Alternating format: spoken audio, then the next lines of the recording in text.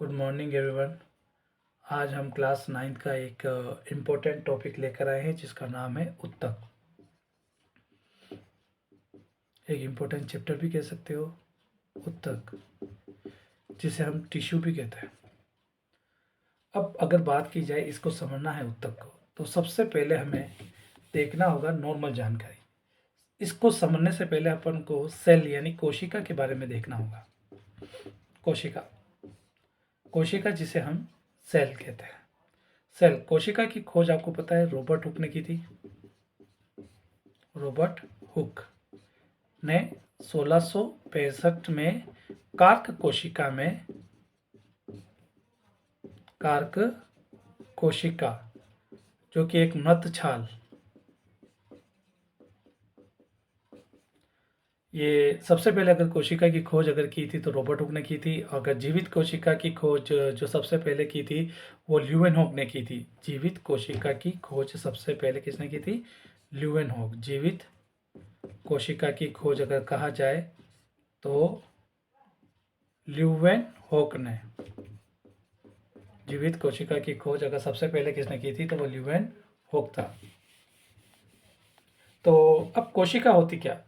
अगर बात कहें तो अगर सजीवों की संरचनात्मक और क्रियात्मक इकाई का नाम, सजीवों की संरचनात्मक एवं क्रियात्मक इकाई का नाम, यानी जितने भी सजीव अगर बने होते हैं तो वो जो बने होते हैं वो किसके द्वारा बने होते हैं? तो वो है कोशिका। यानी सजीवों की संरचनात्मक और क्रियात्मक इकाई का नाम क्या है? कोशिका। एक सिंपल सी बात है बेटा, कोशिका। सजीवों की संरचनात्मक क्रियात्मक इकाई का नाम क्या है? कोशिका। तो सिंपल सी बात है। तो कोशिका को हमने समझा कि यह सजीवों की संरचनात्मक क्रियात्मक इकाई है। जितने भी सजीव बने होते हैं वो कोशिका के द्वारा ही बने होते हैं। लेकिन अगर बात कही जाए पर्टिकुलर रूप से, अगर बड़े आगे से अगर नेक्स्ट टॉपिक देखें तो एक कोशिकीय जीवों का शरीर, जैसे आपने कहा था कि संख्या के आधार पर अपने एक कोशिकीय जीव के बारे में बताया था जिनका पूरा शरीर, एक कोशिकीय जीव एक कोशिकीय जीव जो होते हैं वो एक कोशिका से बने होते हैं। एक कोशिकीय जीव किससे बने होंगे बेटा? एक कोशिकीय जीव किससे बने होंगे? एक कोशिका से बने होंगे। तो आप सोचो यदि एक कोशिका से पूरा शरीर का निर्माण हुआ है तो जिसके कारण सारे कार्य एक ही कोशिका के द्वारा पूरे होते होंगे। अब कौन से कार्य? जैसे हम भी एक सजीव है तो हम तो बहुकोशिकीय जीव है, लेकिन अगर एक कोशिकीय जीव होता तो श्वसन, उत्सर्जन, पाचन, जितने भी जो श्रम विभाजन है वो एक कोशिका के अंदर ही होते होंगे, लेकिन इनमें श्रम विभाजन का अभाव होता है एक कोशिकीय जीवों में। अब आता है बहुकोशिकीय जीव। बहुकोशिकीय जीव, बहुकोशिकीय जीव जो होते हैं वो एक से अधिक कोशिका से मिलकर बने होते हैं। एक से अधिक। अगर बात करोगे एक कोशिकीय जीव में अमीबा, हाइड्रा, पैरामीशियम, इनमें पाचन, श्वसन, उत्सर्जन नहीं होते, ये इनका श्रम विभाजन का अभाव होता है। जबकि बहुकोशिकीय जीव में एक से अधिक कोशिका से मिलकर बने होते हैं, एक से अधिक कोशिका से मिलकर बने होते हैं, और इनमें श्वसन, पाचन आदि के लिए क्या पाया जाता है? श्रम विभाजन पाया जाता है। सिंपल सी बात है, श्रम विभाजन इनमें पाया जाता है बहुकोशिकीय जीव में। अब बात आई कि अपना जो चैप्टर है उत्तक है, तो मन में ये प्रश्न उठता है कि उत्तक क्या होता है? उत्तक क्या होता है? उत्तक क्या होता है? तो सिंपल सी बात है कि अगर आपने पढ़ा कि कोशिकाओं का विशेष समूह, कोशिका का विशेष समूह को अपन क्या कहते हैं बेटा? उत्तक कहते हैं। अगर सिंपल डेफिनेशन देखना है तो कोशिका के विशेष समूह को उत्तक कहते हैं। कोशिका के विशेष समूह को उत्तक कहते हैं। तो और नॉर्मली बहुकोशिकीय जीवों के अंदर करती होंगे बेटा। बहुकोशिकीय जीवों में, क्योंकि कोशिका का विशेष समूह तो ऑब्वियसली बहुकोशिकीय जीवों में होगा। किसमें होगा? बहुकोशिकीय जीवों में होगा, क्योंकि एक कोशिकीय जीवों में तो अभाव होता है, क्योंकि एक कोशिकीय जीव तो पूरा शरीर, संपूर्ण शरीर एक कोशिका से बना होता है। तो कोशिका का विशेष समूह बनता है तो उसे तो उत्तक कहते हैं। अब मन में आता है कि उत्तक की यदि स्टडी की, जैसे कि आपने कहा था कोशिका का अध्ययन जो है वो साइटोलॉजी में किया जाता है, तो इसी प्रकार उत्तकों का अध्ययन किस में किया जाता है, तो हिस्टोलॉजी में किया जाता है। Histology, the study of tissue, histology. चलो उत्तक क्या है, तो हमने समझा कि बहुकोशिकीय जीवों में अलग अलग कार्यों को अलग अलग तरह की कोशिकाएं होती है, अतः इसमें श्रम विभाजन पाया जाता है। उत्तकों में क्या पाया जाता है बेटा, श्रम विभाजन पाया जाता है। उत्तकों में क्या पाया जाता है, श्रम विभाजन पाया जाता है। तो वो श्रम विभाजन इन्हीं कोशिका के विशेष समूह के द्वारा होता होगा। अब वे कोशिकाएं जो आकृति में एक समान होती है, अगर दूसरी डेफिनेशन देखा जाए, तथा किसी कार्य को एक साथ पूरा करती है, तो ऐसे समूह को अपन क्या कहते हैं बेटा, उत्तक कह सकते हैं। यानी कोशिका के विशेष समूह को उत्तक कहा जाता है। उत्तकों का अध्ययन यानी टिश्यू का study of tissue, it is called a particular histology. अब साधारण भाषा में उत्तक इस तरह से भी समझा जा सकता है कि कोशिका के विशेष समूह को उत्तक कहते हैं। और कोशिका की खोज के बारे में मैंने आपको बताया था, रॉबर्ट हुक ने सन 1665 में कोशिका की खोज की थी। अब पर्टिकुलर रूप से हम इस चैप्टर में क्या पढ़ेंगे, इस अध्याय में हम जो पढ़ेंगे, तो ध्यान से देखने वाली बात है, एक तो जंतु उत्तक के बारे में अध्ययन करेंगे। जंतु उत्तक, जंतु में पाए जाने वाला उत्तक जंतु उत्तक, और उसी प्रकार से अगला जो उत्तक है पादप उत्तक। एक जंतु उत्तक और दूसरा पादप उत्तक, जंतु उत्तक एंड पादप उत्तक। इन दो पहलुओं का हम 1 बाय 1 स्टडी करेंगे। तो देखते हैं बेटा, सबसे पहले 1 बाय 1 के पौधे और जंतुओं में अनेक विभिन्नताएं होती है। आप जानते हो अनेक भिन्नताएं तो होती है। देखो पौधे और जंतु, पौधे में पाए जाने वाले उत्तक को क्या कहेंगे, पौधे वाले उत्तक, यानी पौधे वाले उत्तक, और जंतु में पाए जाने वाले उत्तक को जंतु उत्तक कहते होंगे, यानी पादप उत्तक और जंतु उत्तक। तो दोनों में भिन्नताएं तो पाई जाती है। अब पादप उत्तक की बात करें, पादप में पाए जाने वाले कोशिकाओं के विशेष समूह, अगर बात कर रहे हैं अपन पादप उत्तक, तो पादप में पाए जाने वाले कोशिका के विशेष समूह को, पादप में पाए जाने वाले कोशिका के विशेष समूह को, पादप में पाए जाने वाले कोशिका के विशेष समूह को पादप उत्तक कहते हैं। इसी प्रकार से जंतु उत्तक क्या कहेंगे बताइए, तो जंतु में पाए जाने वाले कोशिका के विशेष समूह को जंतु उत्तक कहते होंगे, जो विशेष श्रम विभाजन के लिए अलग अलग होते हैं, कोशिका के विशेष समूह को। तो पादप उत्तक क्या हो गए, पादप में पाए जाने वाले कोशिका के विशेष समूह को पादप उत्तक कहते हैं, और जंतु में पाए जाने वाले कोशिका के विशेष समूह को जंतु उत्तक कहते हैं। अब बात आते हैं सबसे पहले पादप उत्तक की। पादप उत्तक, अगर पादप उत्तक की बात करें तो पौधों में जो वृद्धि होती है कुछ निश्चित क्षेत्रों में होती है। वृद्धि जो होती है निश्चित क्षेत्रों में ही होती है। पादप में जो वृद्धि होती है वो कुछ निश्चित क्षेत्रों में ही होती है। बेटा ध्यान से सुना बेटा, किसी पर्टिकुलर एरिया में होते हैं। इस तरह की वृद्धि के लिए पौधों में नई कोशिकाओं के निर्माण के लिए एक खास प्रकार के उत्तक होते होंगे, जिन्हें हम कहते हैं विभजोत्तक। यानी पादप उत्तक का जो पहला प्रकार है वो विभजोत्तक, जो 2 वर्ड से मिलकर बना है। अगर देखा जाए विभाजन प्लस उत्तक, यानी ऐसे उत्तक जो लगातार विभाजित होते रहते हैं। विभाजन प्लस उत्तक, यानी कि पादप उत्तक में जो वृद्धि होती है किसी निश्चित क्षेत्र में होती है। और इसमें जो सबसे पहला जो उत्तक अगर बात करें पादप उत्तक की, तो विभजोत्तक है। विभजोत्तक 2 शब्दों से मिलकर बना है, विभाजन प्लस उत्तक, यानी कोशिकाओं का ऐसा समूह या उत्तकों का ऐसा समूह जो लगातार या विभाजित होता रहे, तो उसे बोलेंगे विभजो उत्तक। तो परिभाषा, पादपों में पाए जाने वाले, अगर पादप उत्तक का जो पहला प्रकार है विभजोत्तक,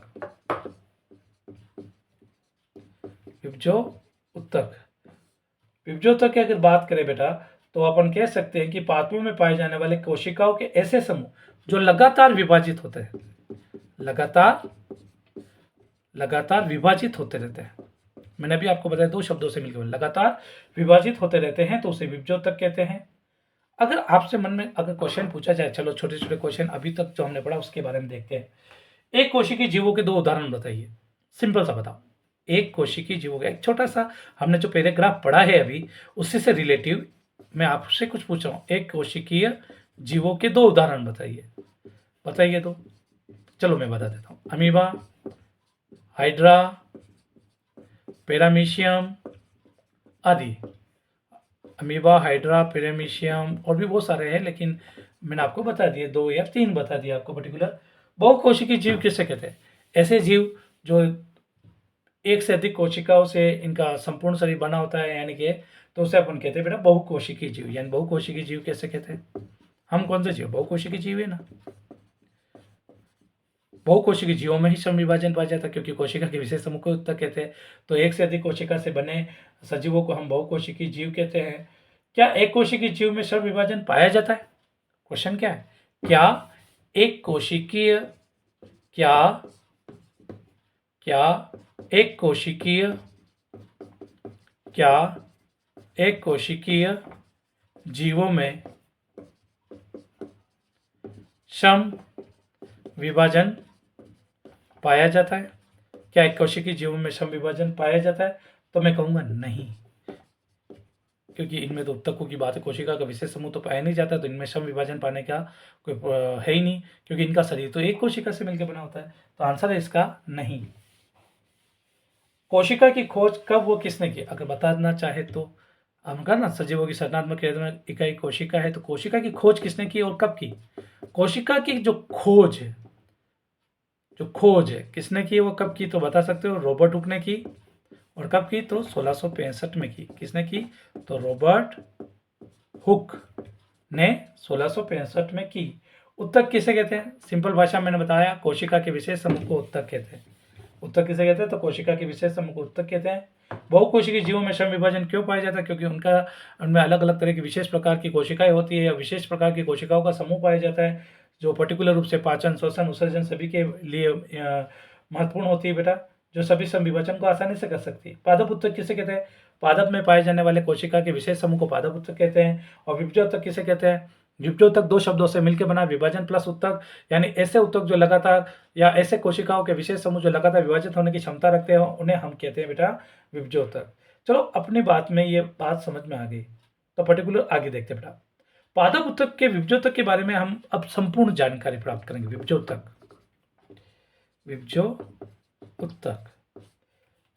के बारे में हम संपूर्ण जानकारी देखेंगे। अगर विभजोत्तक की बात करते हो, तो विभजोत्तक के 3 क्षेत्र होते हैं, वो इस तरह के एक का आकृति होती है विभजोत्तक की, उनके अलग अलग पार्टीशन होते हैं, अलग अलग भाग होते हैं। तो बात करते हैं विभजोत्तक की। विभजोत्तक जो होता है उसके 3 प्रकार होते हैं मेन। पहला होता है शिष्यर्थ, ये एक प्रकार का पादप में वृद्धि का मुख्य आधार है बेटा, शिष्यर्थ। दूसरा बेटा पार्श्वीय, जिसे कैम्बियन भी कहते हैं। और तीसरा अंतर्विष्ट, यानी विभजोत्तक 3 प्रकार के विशेष प्रकार की पर्टिकुलर कह सकते हैं कोशिका का विशेष प्रकार के उत्तकों से मिलकर बना होता है। पहला है शिष्यर्थ, दूसरा है पार्श्वीय और तीसरा है अंतर्विष्ट। तो बात करते हैं वन बाय वन। सबसे बात करते हैं शिष्यर्थ की।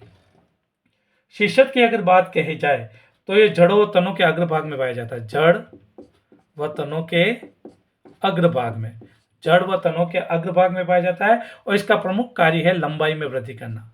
लंबाई में वृद्धि करना। शिष्यर्थ जो विभजोत्तक है वह जड़ और तनों में पाया जाता है, जड़ व तनों के अग्रभाग में पाया जाता है, और इसका प्रमुख कार्य है लंबाई में वृद्धि करना। पार्श्वीय या कैम्बियन, यह तनों व जड़ों के गोलाई में मोटाई में करता है। ये तनों व जड़ों की गोलाई में क्या करता है? तनों व जड़ों की परिधि यानी गोलाई में, मोटाई में, यानी है ना बेटा, वृद्धि करता है। तो ये पार्श्वी विभजोत्तक जो होता है वह तनों व जड़ों में पाया जाता है, और पादप की गोलाई या परिधि में क्या करता है? वृद्धि करता है। अंतिम अंतर्विष्ट, यह पौधों की पर्व संधियों में पाया जाता है। कहाँ पाया जाता है बेटा? पर्व संधियों में पाया जाता है, यानी यह पौधों की पर्व संधियों में पाया जाता है। विभजोत्तक 2 शब्दों से मिलकर बना है, विभाजन प्लस उत्तक, यानी कोशिकाओं के ऐसे समूह जो लगातार विभाजित होने की क्षमता रखते हैं, उन्हें विभजोत्तक कहते हैं। इसके 3 प्रकार है, शिष्यर्थ, पार्श्वीय और अंतर्विष्ट। शिष्यर्थ विभजोत्तक जड़ व तनों के अग्रभाग में पाए जाते हैं, जिसका प्रमुख कार्य होता है लंबाई में वृद्धि करना, जबकि पार्श्वी विभजोत्तक तनों और जड़ों के अंदर ही पाया जाता है, लेकिन यह गोलाई में वृद्धि करता है। और अंतर्विष्ट विभजोत्तक पर्व संधियों में पाया जाता है। शिष्यर्थ विभजोत्तक जो है जड़ व तनों के अग्रभाग में पर्टिकुलर पाया जाता है।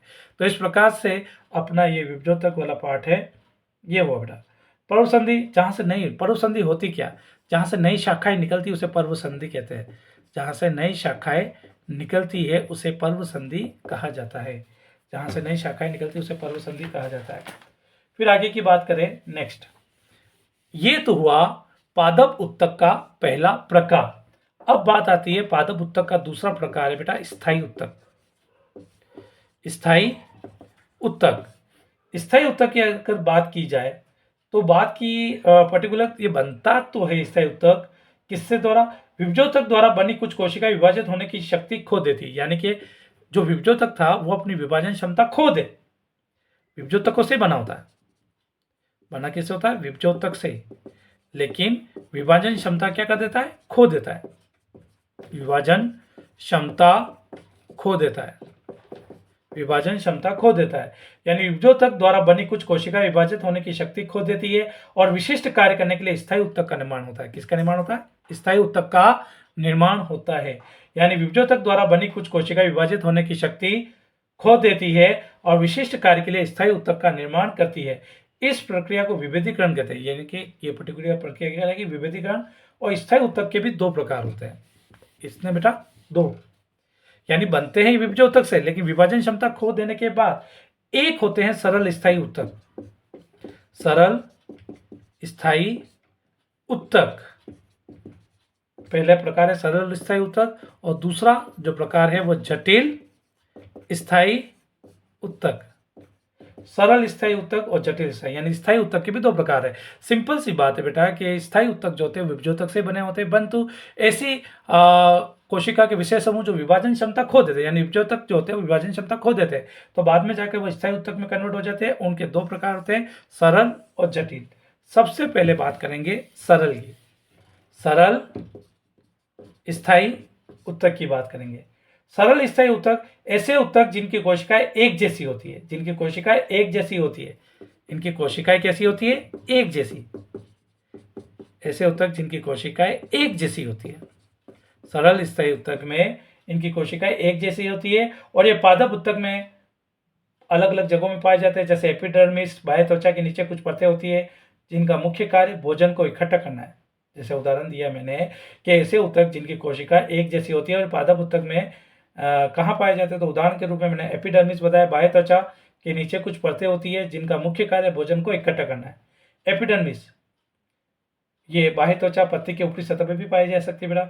इस तरह के उत्तक जो भोजन को एकत्रित करते हैं और उन्हें पेरेन्काइमा, देख बेटा अलग अलग सरल स्थायी उत्तक के प्रकार है बेटा। सरल स्थायी उत्तक का पहला जो प्रकार है वो पेरेन्काइमा, सब काइमा इसी में, पेरेन्काइमा। पेरेन्काइमा का मतलब ये होता है जो भोजन को एकत्र, इस तरह की उत्तक जो होते हैं भोजन को इकट्ठा करते हैं, इस तरह के उत्तक जो होते हैं भोजन को इकट्ठा करते हैं। इस तरह के जो उत्तक होते हैं वो भोजन को इकट्ठा करते हैं, पेरेन्काइमा, यानी पादप पत्ती के ऊपरी सतह पाया जाता है, और इस तरह के उत्तक जो होते हैं भोजन को एकत्रित करते हैं उन्हें पेरेन्काइमा कहते हैं। पर्टिकुलर रूप से हम क्या कहते हैं, पेरेन्काइमा। कुछ पेरेन्काइमा में क्लोरोफिल पाया जाता है जिसके कारण प्रकाश संश्लेषण की क्रिया भी होती है। जिन उत्तकों में हरित लवक पाया जाता है उन्हें क्लोरेन्काइमा कहते हैं। जिन उत्तकों में क्या पाया जाता है बेटा, हरित मतलब के पर्टिकुलर रूप से हम क्या कहते हैं, हरित उत्तक, हरित उत्तक, जिसका दूसरा नाम क्या है, क्लोरेन काइमा। और क्लोरेन काइमा के डेफिनेशन जिनमें हरित लवक पाया जाता है, हरित लवक पाया जाता है उन्हें अपन कहते हैं क्लोरेन काइमा। देखो पेरेन्काइमा जहाँ भोजन इकट्ठा होता है, हरित उत्तक जहाँ पर जैसे क्लोरेन काइमा कहते हैं जिसमें हरित लवक पाया जाता है।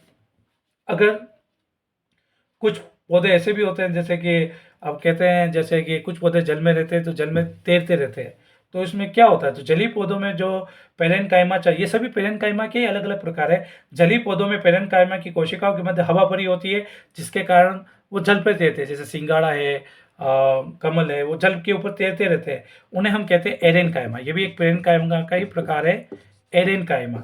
ये जलीय पौधों की पेरेन्काइमा की कोशिका के मध्य मतलब हवा भरी होती है। इस प्रकार के पेरेन्काइमा जिसमें हवा भरी होती है जैसे एरेन्काइमा कहते हैं, नाम कमल है, वायु कोश पाए जाते हैं, मतलब कमल है, सिंगाड़ा है, तो पर्टिकुलर रूप से इसके उदाहरण है एरेन्काइमा। इस प्रकार के पेरेन्काइमा में वायु कोश होते हैं जिनमें हवा भरी होती है, जिस कारण वो पौधे पानी के ऊपर तैरते रहते हैं, उन्हें हम बोलते हैं एरेन्काइमा। नेक्स्ट अगर बात की जाए कि पौधे के विभिन्न भागों में लचीलेपन के लिए एक विशेष प्रकार का उत्तक होता है जिसे हम बोलते हैं कोलेन्काइमा। ये लचीलेपन को प्रदान करता है। कोलेन काइमा ये भी एक प्रकार ये लचीलापन देता है, लचीलापन। तो आपको मैंने अभी बताया बेटा, पेरेनकाइमा जो भोजन को एकत्रित करता है, और इस प्रकार का पेरेनकाइमा जिसमें हरित द्रव पाया जाता है उसे हम हरित ऊतक कहते हैं। जलीय पौधों में कुछ कोशिकाओं के बीच में वायु कोश पाए जाते हैं, उन्हें एरेनकाइमा कहते हैं। और कुछ ऐसे पेरेनकाइमा जो लचीलेपन के लिए इंपॉर्टेंट रखते हैं तो उन्हें हम कोलेनकाइमा कहते हैं। पौधों में कठोरता और मजबूती प्रदान के लिए, जैसे नारियल देखा होगा, उसके बाहरी जो आवरण होता है ना, पौधों में कठोरता और मजबूती प्रदान करने के लिए विशेष प्रकार का एक ऊतक पाया जाता है जिसे हम बोलते हैं स्क्लेरेनकाइमा। स्क्लेरेनकाइमा पौधों की कठोरता और मजबूती के लिए विशेष प्रकार का ऊतक होता है जिसे स्क्लेरेनकाइमा कहा जाता है। जैसे नारियल के रेशे और छिलके स्क्लेरेनकाइमा के उदाहरण है बेटा। तो इस प्रकार से सरल स्थायी ऊतक के प्रमुख 4 प्रकार पढ़े अपन ने, जिनके नाम क्रमशः क्लोरेनकाइमा जैसे हरित ऊतक, एरेनकाइमा, वायु ऊतक, कोलेनकाइमा और स्क्लेरेनकाइमा है। देखो, हरित ऊतक किसे कहते हैं? जिसमें हरित लवक पाया जाता है, जो प्रकाश संश्लेषण आसानी से कर पाता है, उसे हरित ऊतक कहते हैं। नारियल का रेशा किससे बना होता है बताओ? नारियल का रेशा कौन से ऊतक के द्वारा, कौन से सरल स्थायी ऊतक के द्वारा बना होता है? तो नारियल का जो रेशा बना होता है वो स्क्लेरेनकाइमा के द्वारा बना होता है, स्क्लेरेनकाइमा के द्वारा बना होता है। पौधों में लचीलापन कौन प्रदान करता है? पौधों में लचीलापन जो प्रदान करता है, जो पर्टिकुलर रूप से मैंने आपको बताया था कि लचीलेपन के लिए एक ऊतक काम में आता है, बताइए कौन सा है वो? कोलेनकाइमा। पौधे को लचीलापन कौन देता है? कोलेनकाइमा। लचीलापन पौधे को कौन प्रदान करता है? कोलेनकाइमा। कोलेनकाइमा लचीलापन प्रदान करता है। विभाजक का नामांकित आप जानते हैं पर्टिकुलर रूप से देखा। फिर स्थायी ऊतक किसे कहते हैं? यानी विभाजन विभाजोत्तक से बना होता है वैसे पर्टिकुलर, लेकिन विभाजन की क्षमता खो देता है, इसे हम इससे बोलते हैं स्थायी ऊतक। ठीक है बेटा, इस प्रकार से अपना ये आज का प्रथम भाग ऊतक से रिलेटिव खत्म हुआ। बेटा ध्यान से स्टडी करें और फोकस लगाए, आप में कैपेसिटी आप आसानी से कर सकते हैं। जय हिंद।